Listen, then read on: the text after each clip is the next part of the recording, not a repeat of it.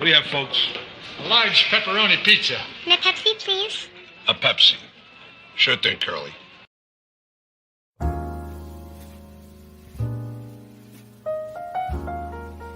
In recent weeks and days, Pepsi, the drink most famous for being worse than Coca-Cola, has cut ties with Russia over the country's continued conflict with Ukraine. In doing so, the soft drinks brand joins a long list of Western companies that no longer want to be associated with the atrocious actions being committed under the orders of this maniacal madman. And obviously, this is for good reason. But in the case of Pepsi, this departure from Russian territory marks the end of an incredible story that started some 60 years ago, at a time where Cold War tensions were almost at the highest they would ever be.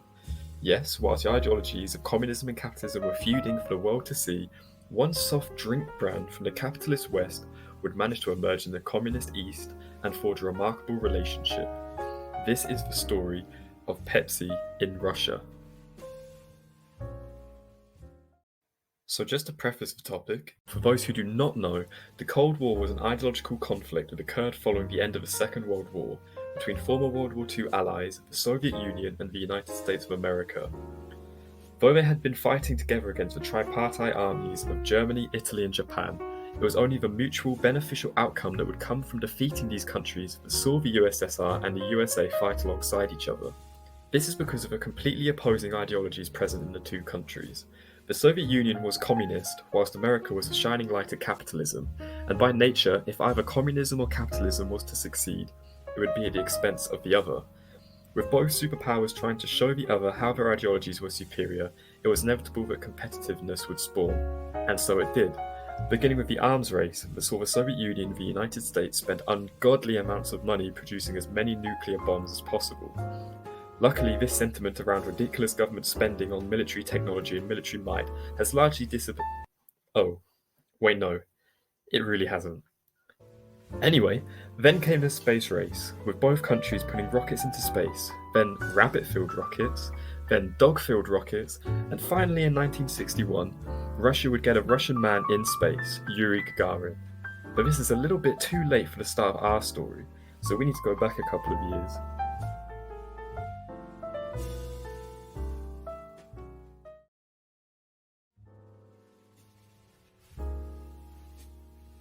The summer of 1959 saw a number of things. The first Barbie dolls were entering the shops, Hawaii was becoming the 50th state, and the Grammys were hosted for the first time, meaning that at this point in time the Grammys were actually a respectable award show. In the midst of this, the Soviet Union and the United States of America were engaging in a culture exchange.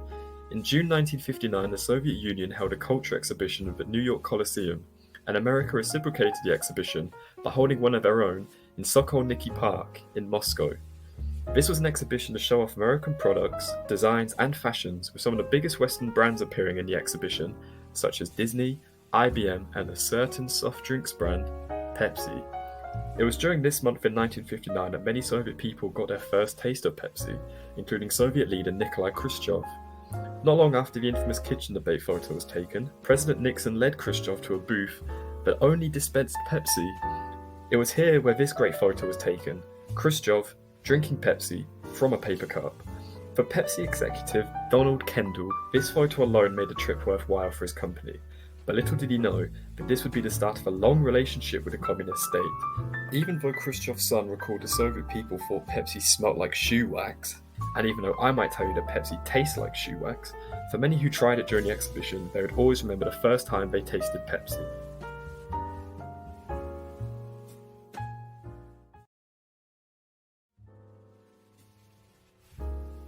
For Kendall, the USSR had become a place where they were keen to work in. Kendall rose the ranks in the company until he had become CEO, and with his authority, the company began moving to try and build on Kendall's dream of striking a relationship with the USSR. By 1972, this dream had become a reality, with Pepsi and the Soviet Union creating a deal where Pepsi would be the only American cola that could be sold in the communist state, as if the people of the Soviet Union needed to suffer even more. The New York Times reported the breakthrough as Pepsi became the first capitalist brand in Russia. However, Pepsi would soon run into a problem. Soviet rubles were an almost worthless currency when one considered their economic value. And if that was not bad enough, then these almost worthless rubles were not allowed to leave Russia and get exchanged. So what do you do in this situation? Well, Pepsi and the USSR settled on bartering. This was not uncommon, with international pop band ABBA reportedly receiving vegetables and oil in return for the money generated from their music in the USSR. The deal that was settled on was in return for Pepsi syrup, the USSR would give Pepsi Stolichnaya vodka, which was a good trade. The vodka was incredibly popular in the USA, and as for Pepsi, it boomed. Pepsi was selling 1 billion servings a year. They even advertised the drink on Soviet TV, with the most popular of these adverts containing international megastar and potentially dodgy fella Michael Jackson. Choices up to you, hey, you're the Pepsi generation. This is how the relationship would last until the year 1989, where America staged a boycott against USSR due to the Afghan conflict. This meant Pepsi needed something else in return for its syrup, so what did the cola company get? You guessed it, 17 submarines and 3 warships. However, this was only the start.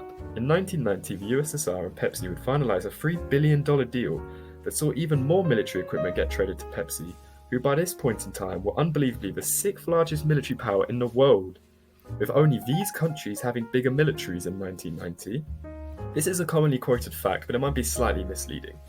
Military power is calculated by looking at a number of metrics, including military spending and number of serving units. Unsurprisingly, Pepsi had no military spending or soldiers, meaning if we were to use the 1990 military data available to properly calculate military size, Pepsi would come about 48th. Only when one regards military power as the number of ships and amount of equipment available can we consider Pepsi 6th in the world. But either way, these circumstances are remarkable. Luckily for Coca-Cola, Pepsi did not intend to flex their military might. Instead, they sold much of their collection for scrap, which created another weird situation where the CEO of Pepsi was quipping the national security advisor to President Bush that their cola company was disarming the Soviet Union before the government was.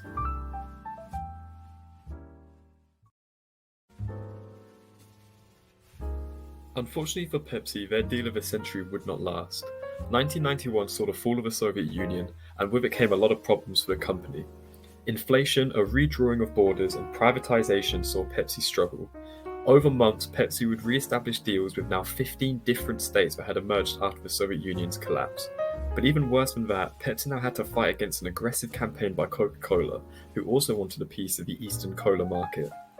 Pepsi fought back, putting advertisements up over Pushkin Square and launching a giant can of Pepsi up to the Mir space station for a commercial, in what can only be described as an Elon Musk-esque attempt at marketing.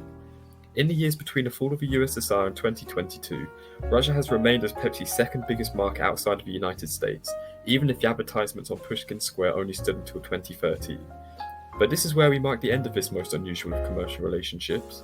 Pepsi, like almost all other brands, stood by when Russia invaded Georgia in 2008, and when Russia attempted an invasion of the Crimea in 2014. But this recent and terrible conflict in Ukraine marked a point where Russia had crossed the line. That, or it marked the point where positioning oneself with Russia became too financially risky. Either way, as of March 2022, Pepsi joins companies like McDonald's and Starbucks in suspending operations in Russia. In a message from PepsiCo, the company is suspending the distribution and production of its products, as well as promotion, advertisements, and capital investment in the country. The $5 million that the company is also donating to aid those affected in the conflict is admirable.